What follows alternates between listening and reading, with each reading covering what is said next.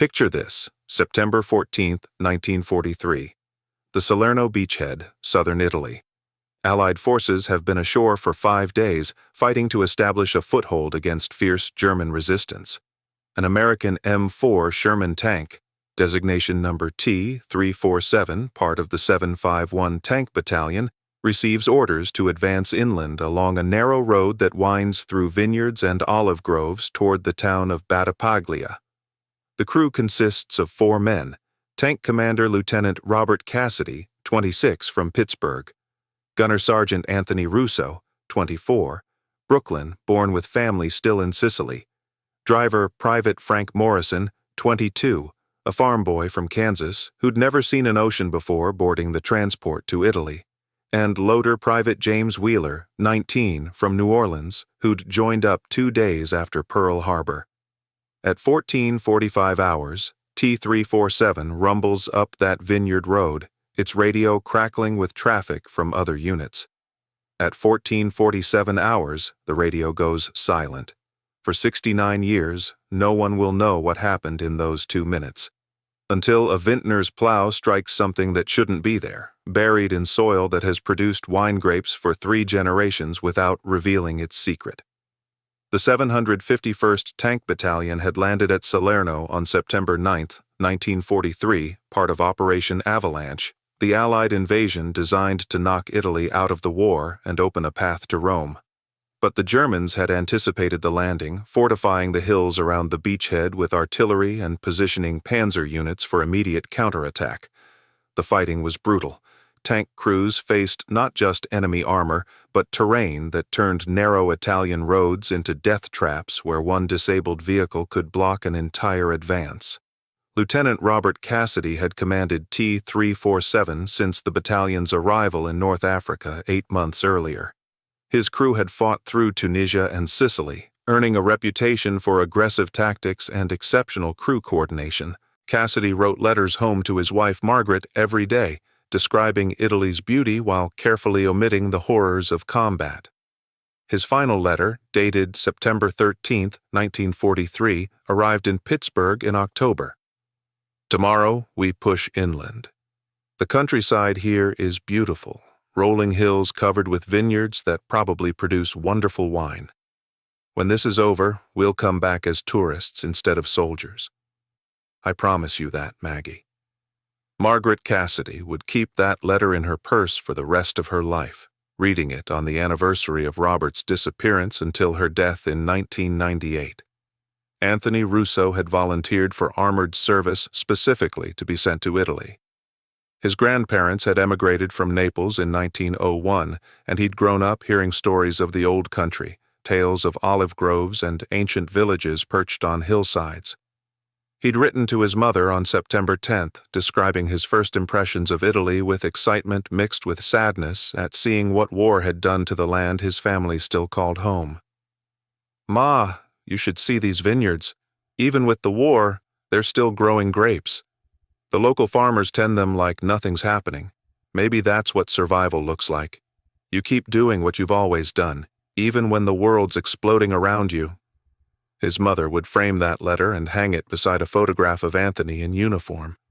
Visitors to her Brooklyn apartment would read it and weep. Frank Morrison had never wanted to be a soldier. He'd been drafted in 1942, torn from his family's wheat farm where he'd worked since childhood. But he'd proven to be a natural driver, able to maneuver the 30-ton Sherman through terrain that defeated more experienced operators. His letters home to Kansas were sparse, focusing on practical details and avoiding emotion. But his final letter, mailed on September 12th, contained an uncharacteristic observation. "Dad, the land here reminds me of home in strange ways. Different crops, different climate, but farmers are farmers everywhere. I helped a local family dig out their well yesterday during a break. They gave me wine so strong it could strip paint. Their grandson is in the Italian army somewhere. We didn't talk about that, just dug the well and drank the wine and pretended we were just people instead of enemies." Frank's father would read that letter aloud at family gatherings for decades, trying to keep his son's memory alive. James Wheeler was the youngest of the crew, barely old enough to serve, but mature beyond his years. He'd grown up in New Orleans' French Quarter, surrounded by music and culture that made him seem worldly despite his age. His letters to his sister Lucy were filled with observations about Italian art and architecture, even in the middle of a war zone. "Lucy, even the little churches in these villages have paintings and sculptures that belong in museums. The Germans use them for defensive positions, and we have to shell them to advance. It breaks my heart every time. We're destroying beauty that took centuries to create, and for what? So we can say we took a road or a bridge?" Lucy Wheeler would become an art historian after the war, dedicating her career to preserving what her brother had witnessed being destroyed. The orders T-347 received on September 14th seemed routine. Advance along Route 18, a secondary road that wound through agricultural land toward Battipaglia. Provide fire support for infantry units clearing German resistance. Report back hourly. Standard armor operations in restricted terrain. The crew mounted up at 14:30 hours after a morning of maintenance and rest. Cassidy's last words to the battalion commander, overheard by a radio operator, were characteristically confident. "We'll clear that road and be back for dinner, sir. Save us some of that awful coffee." The route took them past stone farmhouses and through vineyards heavy with grapes ready for harvest. Local civilians, caught between armies, watched from doorways as the Sherman rumbled past. One farmer, a man named Giovanni Marotta, would later describe the tank to Italian authorities. He'd watched it pass his vineyard at approximately 14:45 hours, moving at moderate speed, showing no signs of distress or combat damage. The crew seemed alert, heads visible in the open hatches, scanning for threats. Nothing appeared unusual. The tank rounded a bend in the road, heading toward a gentle rise where the vineyard continued on both sides. And then, according to Marotta, something happened that he couldn't adequately explain. There was a sound. Not an explosion, not artillery, something else. He described it as a rushing noise, like wind through a tunnel, but localized, coming from the direction where the tank had disappeared. The air seemed to shimmer like heat distortion, but wrong somehow. And then silence. Complete silence. No engine noise, no radio traffic. Just the wind through the grapevines and the sound of his own breathing. When Marotta walked to the bend to investigate, the tank was gone. No tracks in the dirt road. No crushed vegetation where it might have veered off. The road was empty, as if T-347 had never existed. Allied units searching for Cassidy and his crew found the same emptiness. The tank's last radio transmission, logged at 14:45 hours, had been routine. T-347 to battalion, passing checkpoint Delta, no enemy contact, continuing advance. At 14:47 hours, when T-347 missed its scheduled check-in, concern began mounting. By 1500 hours, search teams were in motion. They found nothing. No wreckage, no evidence of ambush, no German activity reported in that sector. The tank and its 4-man crew had simply vanished from a road that had no place to hide a 30-ton vehicle. The official investigation, conducted over 3 weeks in October 1943, concluded that T-347 must have struck a mine or been hit by German anti-tank fire, with the wreckage destroyed or removed by enemy forces. But this explanation satisfied no one. Mines leave craters, artillery leaves debris, and German units interrogated after the war's end had no record of engaging American armor on that road on that date. The case was filed as missing in action, presumed killed, and the 4 families received their telegrams with the standard language that explained nothing and offered no closure. Giovanni Marotta told his story to anyone who would listen, but in the chaos of war, few paid attention to one farmer's account of a disappearing tank. After the war, he continued working his vineyard, which had been in his family for 4 generations. He tended the vines on both sides of that road, harvesting grapes that produced wine his grandfather would have recognized. And every year on September 14th, he would walk to the spot where he'd seen the tank vanish and pour wine on the ground. A libation for soldiers who'd disappeared into mystery. The Vineyard passed to Giovanni's son Paolo in 1968 and to Paolo's son Marco in 1995. Marco Marotta was a modernist, eager to expand production and improve efficiency.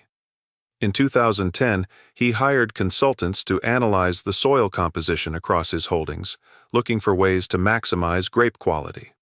The surveys revealed an anomaly. A section of vineyard on both sides of the old road showed compressed soil patterns suggesting something large and metallic buried approximately 3 meters below the surface. Marco dismissed it initially, assuming it was wartime debris, perhaps an unexploded bomb or abandoned equipment. But the anomaly bothered him. In 2012, 69 years after T347's disappearance, Marco hired an excavation company to investigate. What they found on July 23, 2012, after 3 days of careful digging, was impossible. An American M4 Sherman tank, perfectly intact, buried in soil that showed no signs of having been disturbed since the vineyard was planted in 1927. The tank wasn't damaged. It wasn't burned.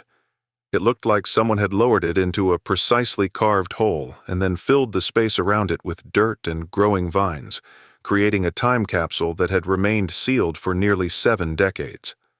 Italian authorities were contacted immediately. Within 48 hours, the American Defense POW/MIA accounting agency had a team on site. And within 72 hours, the excavation had revealed something that sent shockwaves through military historical circles. This wasn't just any Sherman tank.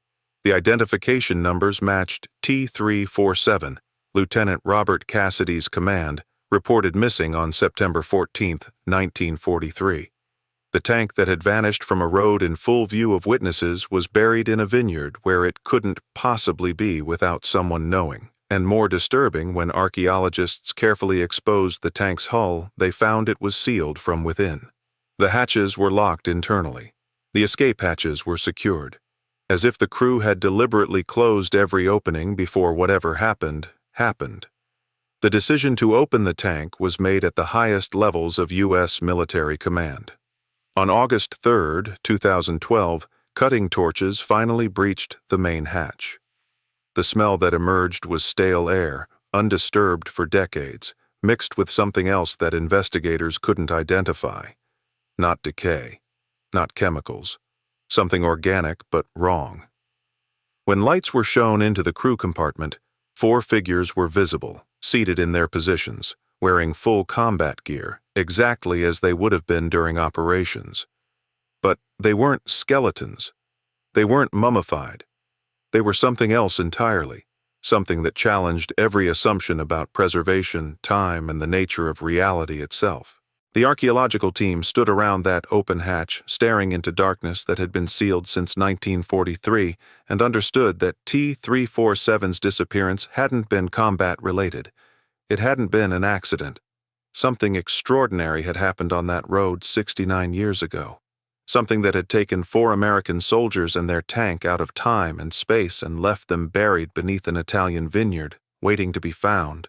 Waiting to tell a story that would challenge everything historians thought they knew about September 14, 1943, and about what was possible in a world at war.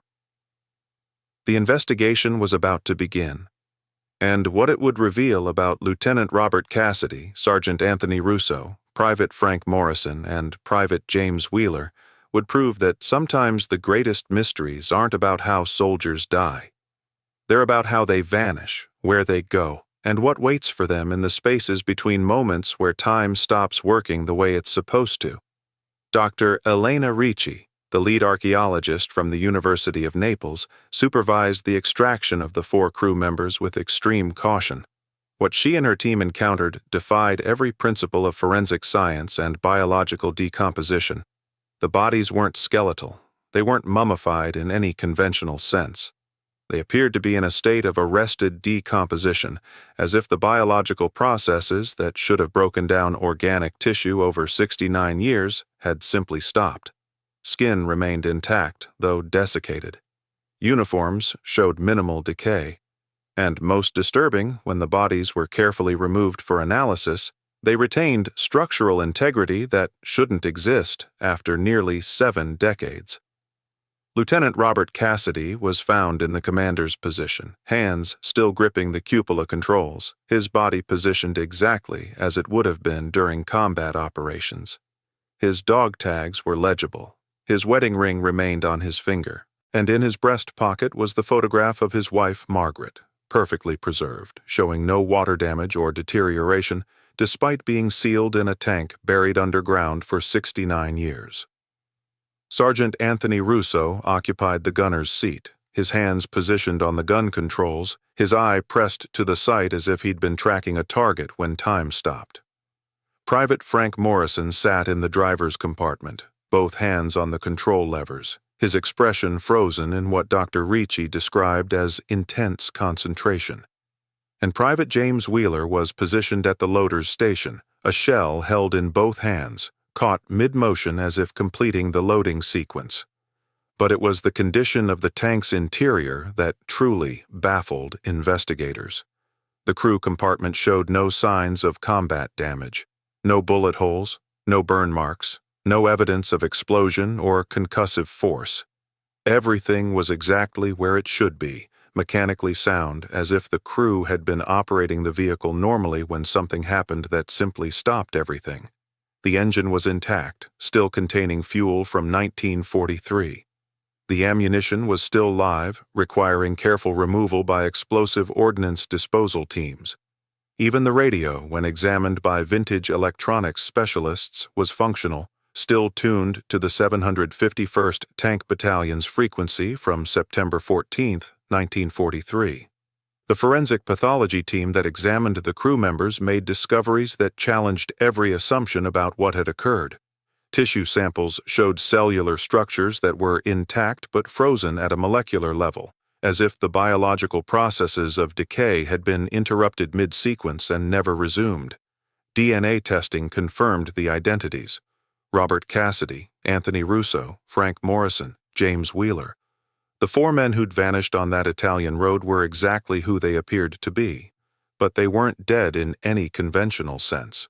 They were preserved in a state that suggested time inside the tank had stopped while the world outside continued normally. More disturbing were the secondary findings. Brain tissue analysis revealed patterns of electrical activity, minimal but measurable, suggesting neural pathways that remained functional despite decades without oxygen or nutrients. Cardiac tissue showed similar anomalies, muscle fibers that retained structural properties that shouldn't survive past clinical death. It was as if the 4 men existed in some quantum state between life and death, their bodies suspended in the moment of their disappearance, neither decomposing nor truly existing in the present. Dr. Ricci's team spent weeks documenting the site and analyzing the soil composition around the tank. What they found was impossible but undeniable. The tank wasn't buried by normal means. The soil above and around it showed no signs of excavation or backfilling. Geological analysis revealed that the grapevines growing over the site had root systems that predated 1943, extending through soil layers that should have been disturbed if the tank had been buried conventionally. It was as if T-347 had been placed into the ground by some process that moved it through solid earth without displacement, inserting a 30-ton vehicle into occupied space without disturbing what already existed there. But the true breakthrough came from examination of the tank's hull. Embedded in the armor plating were metallic fragments that shouldn't exist, alloys that matched no known composition from 1943 or any period since. Spectrographic analysis revealed element ratios that suggested technology far beyond anything available during World War II. And when subjected to magnetic resonance imaging, these fragments showed internal structures at the nanoscale, geometric patterns that appeared engineered rather than naturally occurring. The Italian Ministry of Defense immediately classified the findings, but Dr. Ricci had already shared preliminary data with American military historians.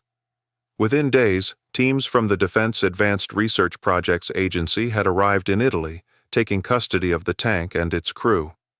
The official explanation given to the Murata family and local authorities was that T-347 represented historically significant material that required specialized analysis in the United States. The real reason was far more complex and infinitely more disturbing. Because T-347 wasn't the first case of its kind. Classified military archives contained references to other disappearances during World War II, incidents where vehicles and crews had vanished without explanation only to be discovered decades later in impossible circumstances. A British Crusader tank found buried beneath a Scottish moor in 1987, its crew preserved in the same arrested state as Cassidy and his men. A Soviet T-34 discovered in 2003 under a Siberian lake that had been frozen solid since 1920, 40 years before the tank was manufactured. And most disturbing, a German Panzer IV found in 1976 inside a sealed mine shaft in Poland, the entrance to which had been walled up in 1898. The pattern was undeniable and terrifying. Something during the war years had been removing military vehicles and their crews from normal space-time, preserving them in states that defied physics, and depositing them in locations where they couldn't possibly exist. The technology required for such operations was beyond anything humanity possessed in 1943 or possesses now. Which raised the question that military intelligence had been wrestling with since the first cases emerged. Who or what was responsible? Dr. Ricci discovered a partial answer in the most unexpected place. While examining personal effects recovered from the crew, she found Lieutenant Cassidy's field journal tucked into a map case beside his position. The journal covered T-347's operations from August through mid-September 1943. Most entries were routine, documenting combat actions and maintenance issues in dry military language. But the final entry, dated September 14, 1943, at 1440 hours, just minutes before the tank's disappearance, was different. Something wrong about this road. Morrison noticed it first, says the air feels heavy. Russo reports equipment malfunctions, gun sight showing impossible readings. I see it too. The light is wrong. Not darker, not brighter, but wrong somehow, like we're seeing wavelengths that shouldn't be visible. Orders are to continue advance, but I'm considering turning back. Wheeler says he hears music. I hear it too now. Not sound exactly, but something that feels like music, patterns in the air that make you want to follow them. God help me, I want to follow them. We all do. The road ahead is shimmering. Not heat distortion. Something else. Opening. I'm ordering full stop, but the controls aren't responding.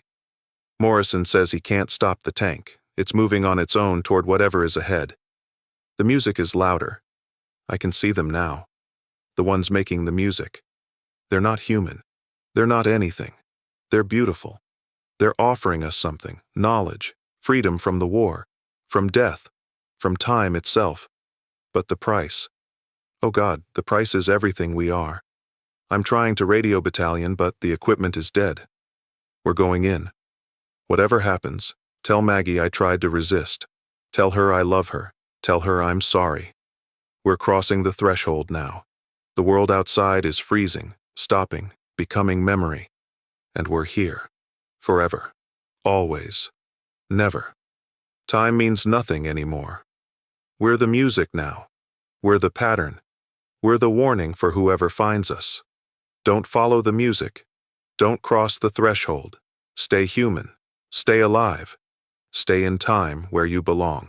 The journal entry ended there, the final words written in handwriting so erratic it suggested Cassidy had been writing while experiencing something that broke his ability to function normally. Dr. Ricci read those words in her laboratory in Naples and understood that T-347's crew hadn't been victims of enemy action or mechanical failure. They'd encountered something that existed outside conventional reality. Something that had offered them a choice and then preserved them as evidence of what happened when that choice was made. The American military's analysis of the metallic fragments embedded in T-347's hull confirmed Dr. Ricci's suspicions. The fragments weren't from weapons. They were from something else, devices that generated fields capable of manipulating spacetime at quantum levels. The technology was incomprehensible, but its effects were measurable. It had created a bubble around T-347, extracted the tank and crew from normal reality, and held them in stasis for 69 years before depositing them in that Italian vineyard as a message. A warning. A reminder that humanity wasn't alone, that forces existed beyond our comprehension, and that choices made in moments of extremity could have consequences that lasted far beyond individual lifetimes. But the most disturbing revelation came from neurological analysis of the crew members. The minimal brain activity detected earlier wasn't random. It showed patterns, rhythmic and organized, suggesting that consciousness persisted inside those frozen bodies. That Robert Cassidy, Anthony Russo, Frank Morrison, and James Wheeler might still be aware, trapped in bodies that couldn't move, experiencing time in ways no human should have to experience it, suspended between moments for 69 years with no hope of escape or release. The ethical implications were staggering. Were they alive? Could they be revived?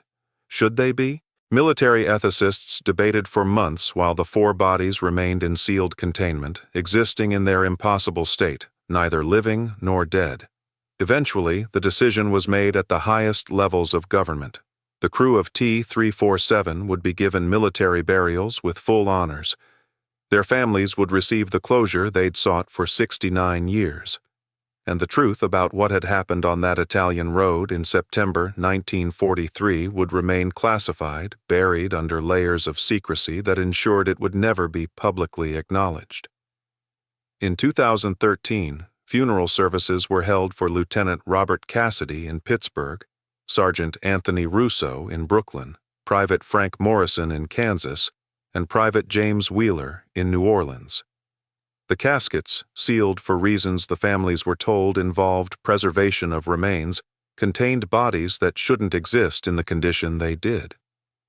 Margaret Cassidy, now 94 and confined to a wheelchair, attended her husband's funeral and finally achieved the closure she'd sought for 7 decades. She died 6 months later, having fulfilled her promise to wait for Robert to come home. But what lay in those caskets wasn't truly the men who'd climbed into T-347 on that September morning. Those men still existed somewhere else, in a state beyond death, beyond time, preserved by forces that had touched them on an Italian road and left them suspended between realities. The bodies buried with military honors were empty shells, biological containers that no longer held the consciousness they'd once carried. The tank itself remained in classified storage, studied by teams of scientists who tried to understand the technology that had touched it. The fragments embedded in its hull were analyzed endlessly, their impossible composition documented but never explained. And occasionally, very occasionally, instruments monitoring the tank would detect anomalies. Brief spikes of electromagnetic activity, temperature fluctuations that suggested energy transfer. Sounds, barely audible, that resembled music in patterns that hurt to listen to. The vineyard where T-347 was discovered continued producing grapes. Marco Marotta, after lengthy negotiations with American and Italian governments, was compensated for his cooperation and allowed to resume operations. But the section of land where the tank had been buried never produced wine of the same quality again. The grapes grown there tasted wrong, local sommeliers said. Not spoiled, not inferior, just wrong. As if something about the soil had been permanently altered by what it had contained for 69 years. And on September 14th each year, at precisely 1447 hours, Marco Marotta follows his grandfather's tradition. He walks to the spot where T-347 was found and pours wine on the ground. A libation for soldiers who crossed a threshold they couldn't recross, who made a choice that trapped them between moments, who became a warning that future generations would hopefully heed. Because the music still plays on certain roads, in certain conditions, when light behaves wrongly and the air feels heavy. Veterans from multiple wars report hearing it, feeling the pull towards something that promises escape from conflict and suffering. Most resist. Most turn back. but some don't. Some cross the threshold, and decades later, their vehicles are found buried in impossible places, their crews preserved in states that challenge everything we know about life, death, and the nature of reality itself. Lieutenant Robert Cassidy tried to warn us. His final journal entry, now sealed in classified archives, contains knowledge that military authorities believe humanity isn't ready to possess. Knowledge about what waits beyond the threshold, what offers the music, what preserves those who accept its promise. But his warning remains locked away, accessible only to those with clearance that most government officials don't possess. The crew of T-347 paid the price for encountering something that shouldn't exist in our reality. They became the message, the warning, the evidence that we're not alone and that some doors, once opened, lead to places from which there is no return. Their sacrifice bought us knowledge, though whether we're wise enough to heed it remains to be seen. In an Italian vineyard, grapes still grow over soil that once contained a Sherman tank and 4 American soldiers. The wine produced there tastes of memory and warning, and somewhere, in a place that exists outside time, 4 young men who died in 1943 continue their vigil, suspended between moments, waiting for humanity to learn from their sacrifice or repeat their mistake. The choice, as always, is ours. But the music still plays, and some roads still shimmer in the wrong light, and the threshold remains open, patient and eternal, offering knowledge we may not survive possessing. This story was intense, but this one on the right is even more insane. You won't believe what they discovered.